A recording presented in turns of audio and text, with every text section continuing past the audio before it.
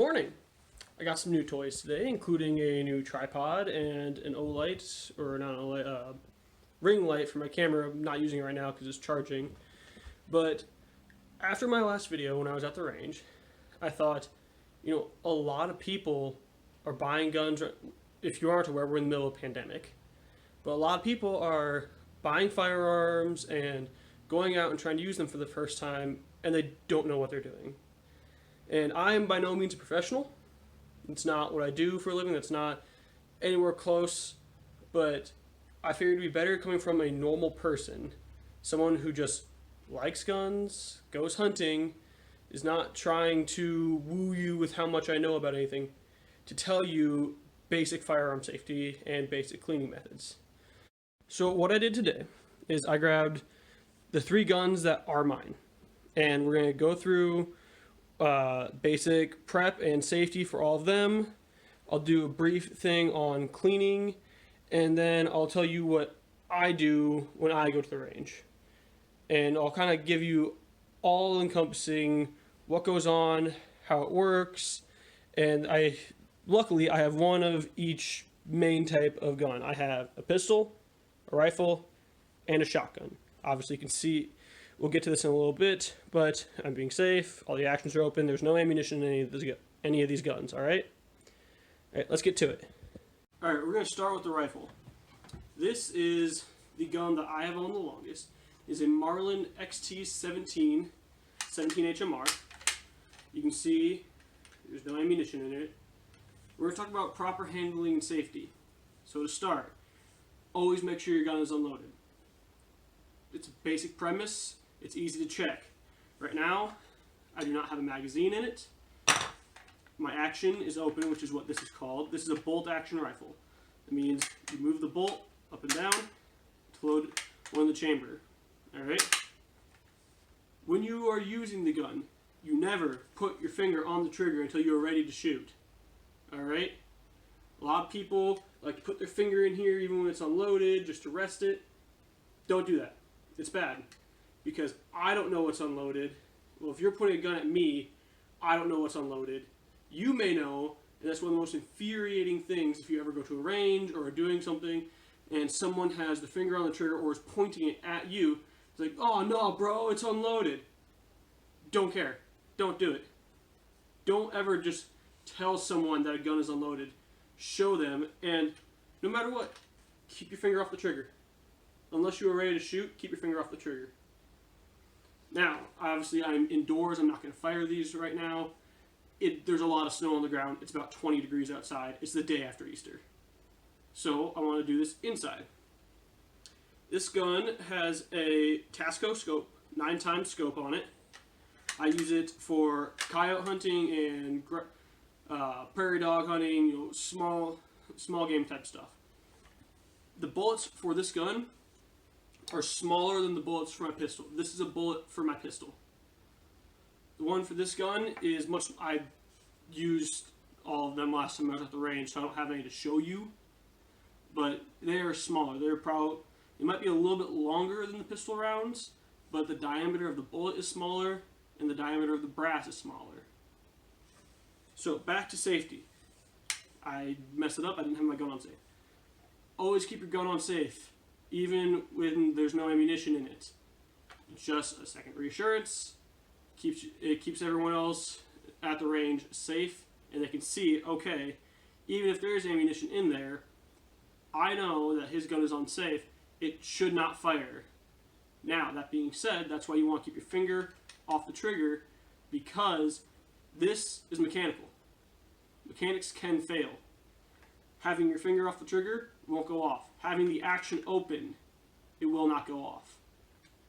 When firing one of these guns, you want to have the butt of the gun into your shoulder, with your cheek resting on the edge. This scope is perfect for beginners. I don't know the exact model number. I'd give it to you if I did have it.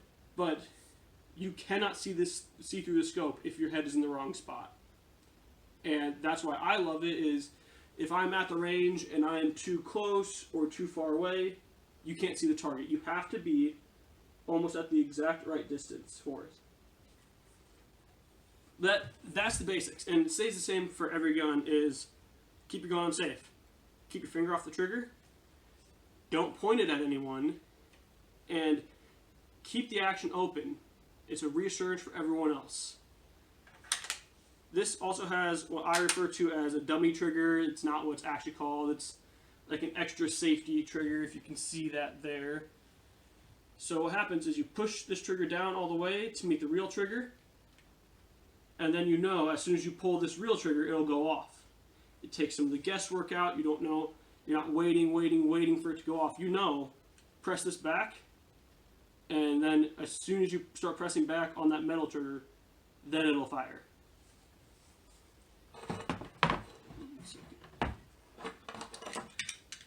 These are my 2 magazines for the 17. Alright? This one holds 7 rounds, this one holds 4. It's a weird number for each of them. I would have expected 8 and 4 or 10 and 5 or something like that. I've had this gun for almost 6 years now. It's bothered me every time about it, is that this one only holds 7 rounds, this one only holds 4. But when you're hunting coyotes or prairie dogs or something, you don't need 30-round magazines. These will work just fine.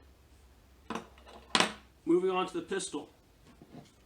This is a Ruger LCP2. It is a concealed carry pistol. You can see that it is much smaller than my hand. It is actually smaller than my hand. I use this for pocket carry. I keep this on me at almost all times of the day, just in case. This is the magazine for it. Because it is so small, it only holds 6 rounds. It's chambered in 380 ACP, and so let's go through it. This is slide action, as almost all pistols are, unless they're a revolver. To lock it back, you can't do it. Pull it back, push that up. The action is now locked open. I hope that was in frame. So, how you would chamber a round in this gun. You take your magazine, if it had a round in it, obviously. Insert it into the bottom of the pistol grip. Pull the slide back. I don't have a round. And then drop the slide. This is a little slide drop back here. It also is your lock. Now, it is often easier to do that with a round in it. You'll see my finger is still off the trigger at all times. We're just going to put 1 round in. And it chambered.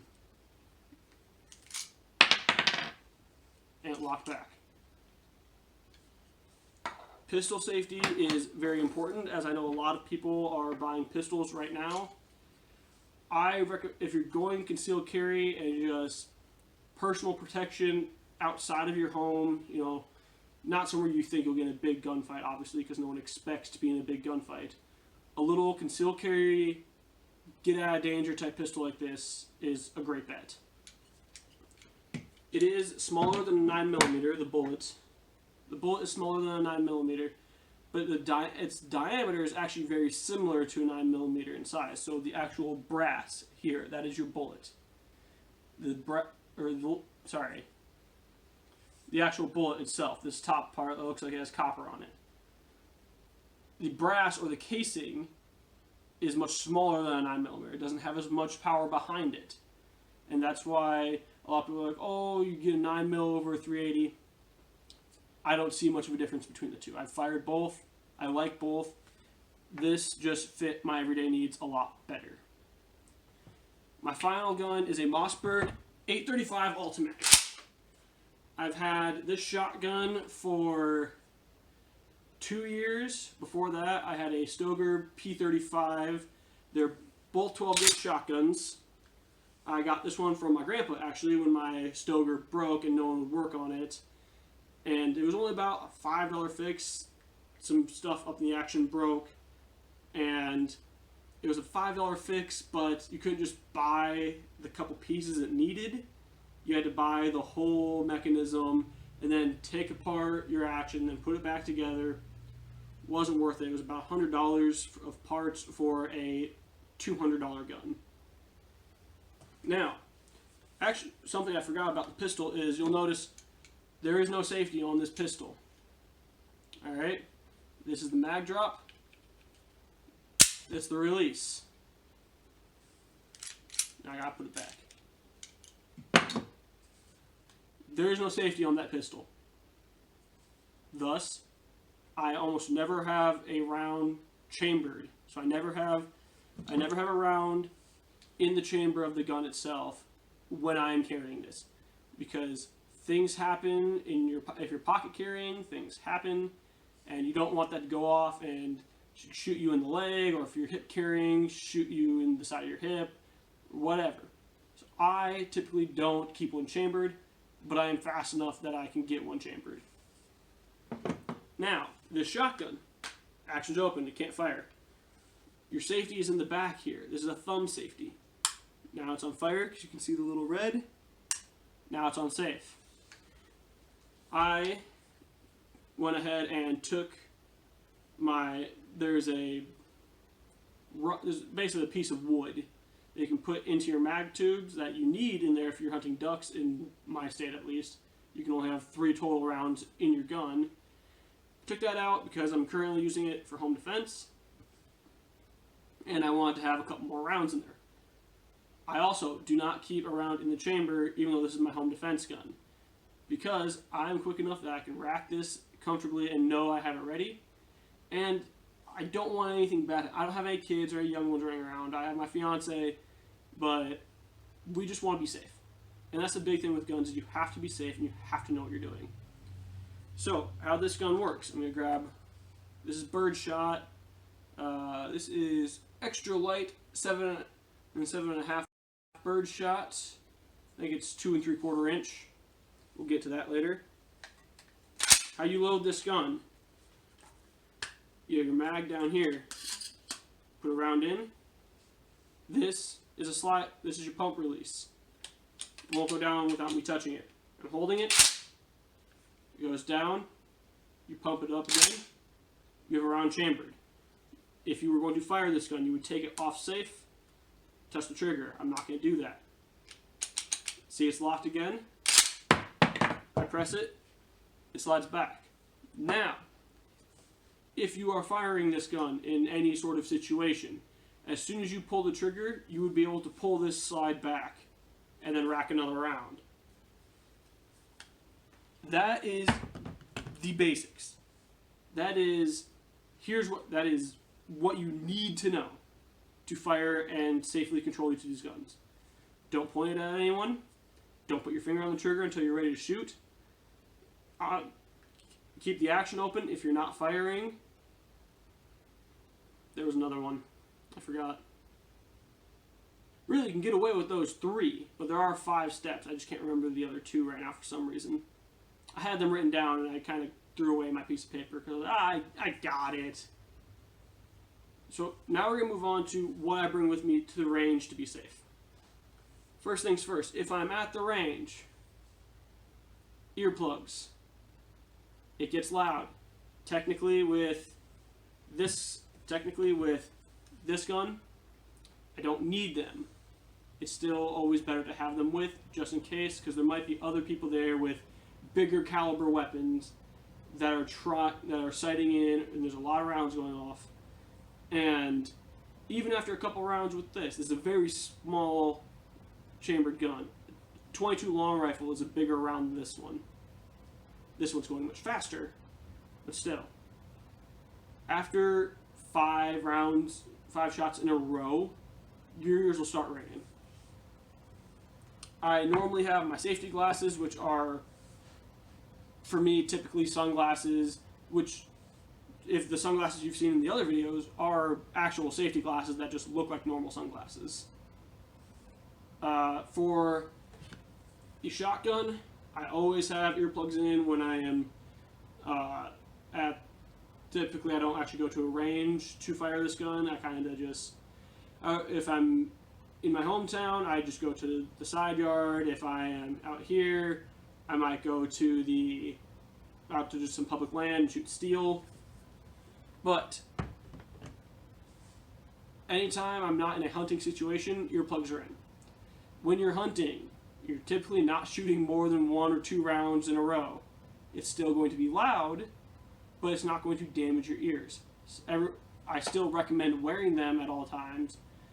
Typically in hunting, if you have earplugs in, it can kind of dilute your senses into what you're trying to do. I also, depending on the range you go to, you might have to bring your own targets. These were cheap targets. I believe I got them from Baumgars or Runnings, I can't remember. They're great for setting in little guns such as my Ruger and my 17, but there are some targets made by Allen that are splatter targets. So even at 100 yards away, when you hit it, you can see where you hit it. It's dark. It's a dark colored target. When the shrapnel or the bullet hits, then it lights it up with yellow because it chips away the outer paint. I think that's all for really what I bring to the range, and we'll kind of get into cleaning a little bit. These are rem wipes. They obviously, when you're cleaning guns, you need to oil them to keep them clean and keep them running smoothly. I just cleaned the 17 actually 2 days ago. Probably need to clean the shotgun. The pistol is fine as well. I cleaned that one when I cleaned the 17. I prefer these because you don't have to have gun oil sitting around and have to find the rag that you're using and try and these are disposable wipes. They have oil on them already. It opens and works just like a Clorox wipe container. This is a very basic gun cleaning kit. I'm not going to go through everything right now because you don't need to know everything. Basically, see if I can find my 12 gauge one. This is my 12 gauge cleaner. When my gun is really dirty, you tie it, you thread it into these tubes here, and you run it down the barrel of your gun, clean all the gunk out. You typically need oil on it. Actually, I think that's the only thing in there that I use on a frequent basis. The wire brushes are handy when they're really dirty, but they're not that useful to me right now, at least. This is a Winchester cleaning kit. I don't have the model number or the information for it anymore. Also, I'm not sponsored by anyone to say this. This is my own personal gear that I either got from family members or got for Christmas or went out and bought myself. But that is the basics, all right? We're also going to get into safe carrying and safe travel with these. Where I live, you do not have to keep your gun in a gun case while traveling around. When I moved out to school, which is where I'm at now, I'm in college, your options were either have a gun case that is, certified by the school, locked in a lockable part of your car, so your trunk typically, and the gun case has to have at least 2 locks on it. So this is what I went out and got. This is I don't know if you can see that, Plano Gun Guard. It's a nice little case. It has 1, 2, 3, 4, 5 hooks to lock it up with. On the clips, we have 1 and 2 locks. I would also typically keep you can kind of see from the top here, there's a little hole. I would keep a padlock on there as well. Inside, I took all of the cut foam out because I didn't like it. It wasn't really doing anything for me except being a hassle, so I just have the base foam in here. I've gotten used to carrying this around. Whenever I'm going to the rifle range, I keep the 17 in there. Obviously the pistol I pocket carry.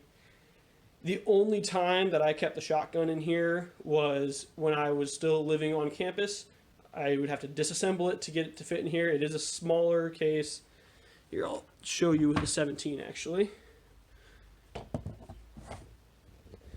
This case, can't really see that, perfectly fits my 17. And then I can use this as extra storage and whatever. Now, when I try and fit my shotgun in there,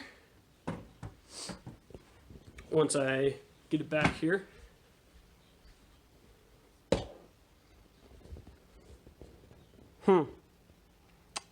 it's a little bit long, as you can see.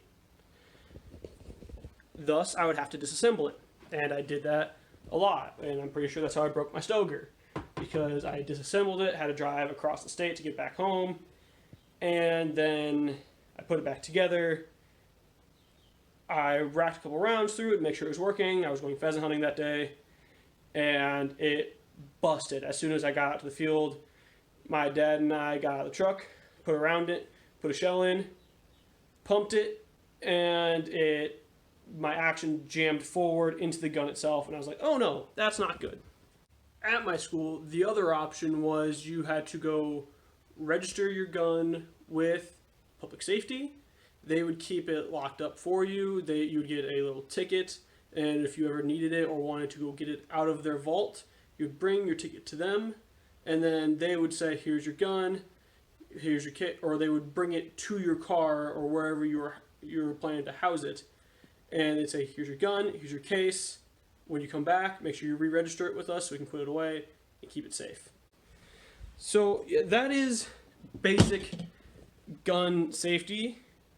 Once it gets a little nicer outside, I'll go out to the range with you guys now that I have a tripod and some other stuff, and I'll show you each of these guns firing. Don't know how I'm going to do the shotgun one yet because I can't shoot shotguns at the rifle range that I go to. I might just have to find some public land somewhere and try it that way. Thanks for watching. Catch you next time.